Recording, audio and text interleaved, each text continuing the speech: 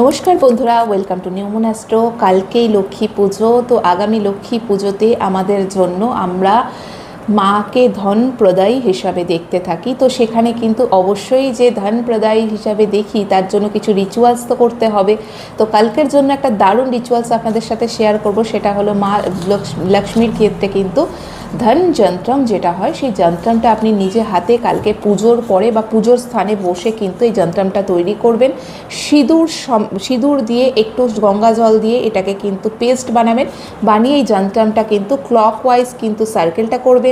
করে আপনাকে লিখতে হবে 11 22 33, এখানে আছে 55, সঙ্গে কিন্তু এখানে মাঝখানে অলরেডি 22 আগেই লিখবো, তো এখানে 55 থাকবে, এখানে 66 থাকবে। এটা যেহেতু এটা দেখতে উল্টো দেখতে লাগছে, তো এখানে 11 22 33 55 66 44, এখানে 77 110, ওপরে 88, এভাবে কিন্তু যন্ত্রমটা তৈরি হবে।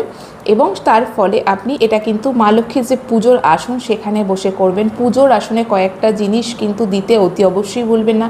সেটা হলো কয়েকটা হলুদ রঙের কড়ি, কয়েকটা মানে 5টা থেকে 7টা দিতে পারবেন। হলুদ রঙের কড়ি দেবেন। মা লক্ষ্মীর সামনে একটা আয়না রাখবেন। সেই আয়নার সামনে কিছু অর্থ বা আপনার যে অলংকার আপনি পরেন, অর্থাৎ সোনা রূপো বা জুয়েলারি হিসেবে আপনি যদি ডায়মন্ড ইউজ করছেন, সেখান থেকে অল্প পরিমাণ হলেও আপনি সেটা মা লক্ষ্মীর সামনে রাখুন, রেখে পুজো স্টার্ট করুন। তাতে আপনার কী হয়, আয়নার সামনে আপনি যে জিনিস রাখবেন তার প্রতিচ্ছবি তৈরি হয়, অর্থাৎ দ্বিগুণ হয়ে ফেরত আসে। তো সেই জিনিসটা আমরা যখন মন্ত্র করব তখন অবশ্যই কিন্তু সেটা দ্বিগুণ হয়ে আমাদের কাছে ফেরত আসবে। মা লক্ষ্মীর এইটা যখন বানাবেন, যন্ত্রমটা বানানোর সময় অবশ্যই শুদ্ধ বস্ত্র, শুদ্ধভাবে বানাবেন।